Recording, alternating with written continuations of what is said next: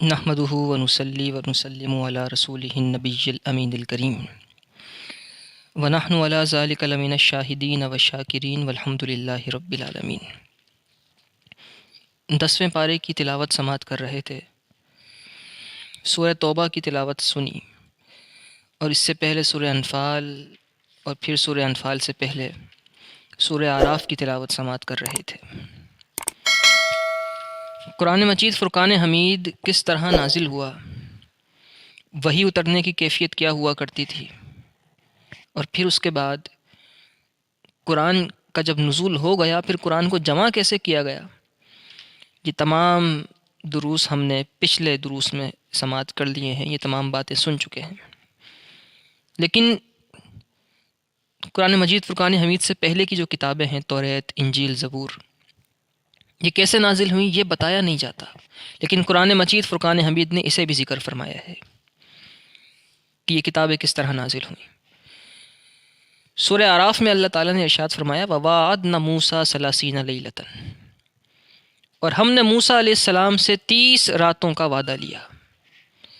وَأَتْمَمْنَاهَا بِعَشْرٍ، اور ہم نے اسے 10 اور ملا کے پورا کر دیا۔ کیا مطلب اس کا مطلب یہ ہے کہ نبی پاک صلی اللہ علیہ وسلم کی شان تو یہ ہے کہ حضور جہاں تشریف فرما ہوتے وحی کا نزول ہو جایا کرتا تھا، حتیٰ کہ امہات المؤمنین کے حجروں میں بھی قرآن کا نزول ہوتا تھا۔ حضور کسی سواری پر سوار ہیں، قرآن کا نزول ہو جایا کرتا تھا، سفر میں ہیں، قرآن کا نزول ہو جایا کرتا تھا۔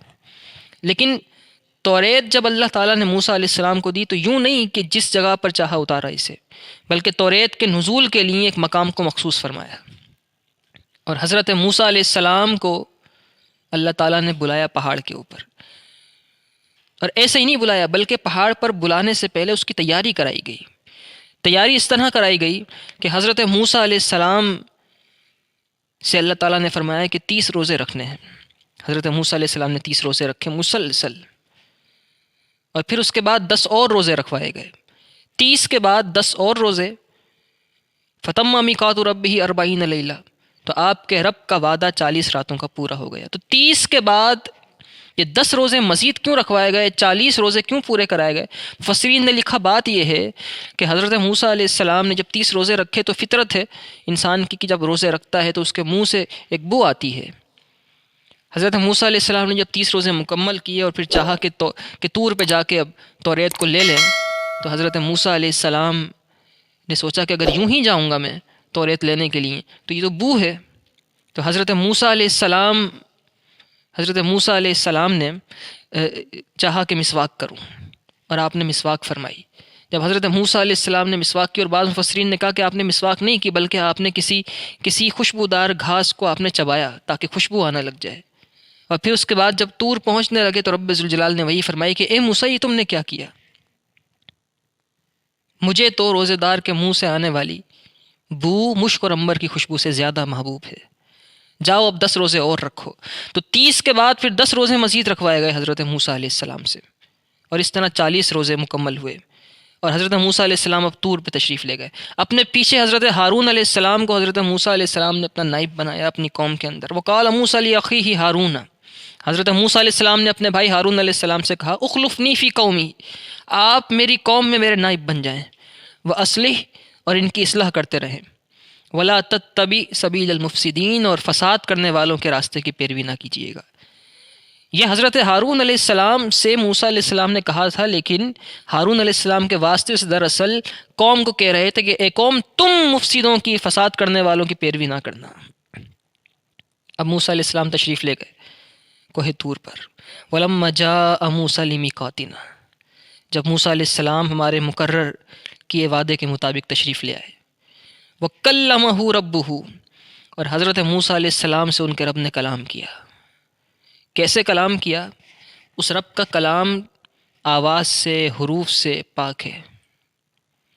یہ حروف، یہ آوازیں، یہ کلمات، یہ الفاظ، یہ سب بعد میں بنے ہیں۔ جب یہ سب نہیں بنے تھے اس وقت بھی وہ رب کلام فرماتا تھا، اور اس کلام کرنے پر قادر اور قدرت رکھتا ہے رب ذوالجلال۔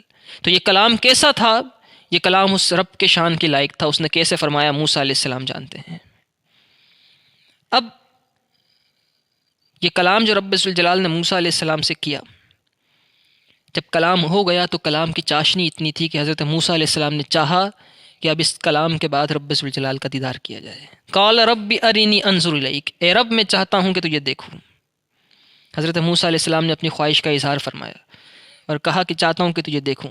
رب ذوالجلال نے فرمایا قال لن ترانی، اے موسیٰ ہرگز نہیں دیکھ سکتے، ولکن انظر الی الجبل، لیکن پہاڑ کی طرف دیکھو، فإن استقر مکانہ فسوف ترانی، اگر یہ پہاڑ اپنا مقام پر قائم رہا، کھڑا رہا تو عنقریب تم مجھے دیکھ لو گے۔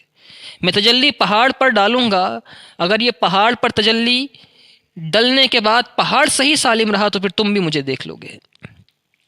اب حضرت موسیٰ علیہ السلام جس پہاڑ پہ کھڑے تھے طور پر، رب ذوالجلال نے اس طور پہ تجلی ڈالی۔ فلما تجلی ربہ للجبل، جب ان کے رب نے تجلی ڈالی پہاڑ پر، جعلہ دکا وخر موسیٰ صعقا، تو اس پہاڑ کو ریزہ ریزہ کر دیا۔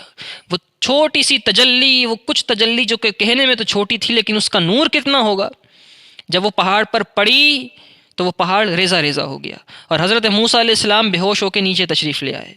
مفسرین نے یہاں لکھا کہ حضرت موسیٰ علیہ السلام اکیلے نہیں تھے اس طور پر، بلکہ موسیٰ علیہ السلام کے ساتھ آپ کے 40 ساتھی اور تھے جو موقع پر ہی انتقال کر گئے، وصال کر گئے، اور پہاڑ ریزہ ریزہ ہو گیا۔ یہ کیوں ہوا؟ کیونکہ وہ رب ذوالجلال کی اس تجلی کو برداشت نہیں کر سکا۔ فلما افاقا، جب افاقہ ہوا، ہوش میں آئے موسیٰ علیہ السلام، قالا، تو عرض کی سبحانک تبت الیک، اے رب تو پاک ہے، میں تیری طرف رجوع کرتا ہوں، وانا اول المؤمنین، اور سب سے پہلا مومن میں ہوں۔ حضرت موسیٰ علیہ السلام جس پہاڑ پہ کھڑے ہیں، رب ذوالجلال نے تجلی فرمائی اور وہ پہاڑ ریزہ ریزہ ہو گیا۔ آپ کے 40 ساتھی وصال کر گئے، حضرت موسیٰ علیہ السلام بے ہوش ہو گئے۔ یہ رب ذوالجلال کی ایک تجلی اور ایک جھلک تھی جو برداشت نہیں کر سکے، اور وہ جھلک کتنی تھی؟ وہ جھلک مفسرین نے لکھا اتنی تھی جیسے سوئی کے ناکے کے برابر، سوئی کا سوراخ ہوتا ہے دھاگا ڈالنے کا، اتنی تجلی رب نے فرمائی تھی اور اسے برداشت نہیں کر سکا۔ طور جیسا عظیم الشان پہاڑ برداشت نہیں کر سکا۔ اور نبی پاک صلی اللہ علیہ وسلم کی شان کیا ہے؟ نبی پاک صلی اللہ علیہ وسلم کی شان یہ ہے کہ حضور نے فرمایا، شب معراج جب میں معراج پر گیا تو رب ذوالجلال نے میرے سینے پر اپنا دست قدرت رکھا۔ جب دست قدرت رکھا رب ذوالجلال نے میرے سینے پر، تو میں اس کے دست قدرت کی جو پورے ہیں اس کی ٹھنڈک اب تک اپنے سینے میں محسوس کر رہا ہوں۔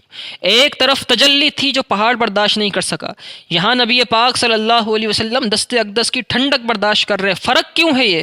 فرق یہ ہے کہ وہ پہاڑ تھا خاک اور نبی پاک صلی اللہ علیہ وسلم نوری ہیں۔ اس شان سے اللہ تعالیٰ نے اپنے حبیب کو نوازا تھا۔ نبی پاک یہ کلیم ہیں تو وہ محبوب ہے، اور کلیم اور محبوب میں فرق تو ہے نا، وہ محبوب خدا ہے۔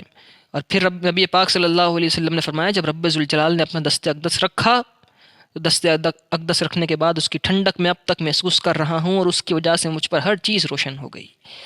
اللہ تعالیٰ ہمیں نبی پاک صلی اللہ علیہ وآلہ وسلم کی محبت عطا فرمائے۔ پھر جو یہ توریت دی گئی حضرت موسیٰ علیہ السلام کو، یہ کس طرح دی گئی؟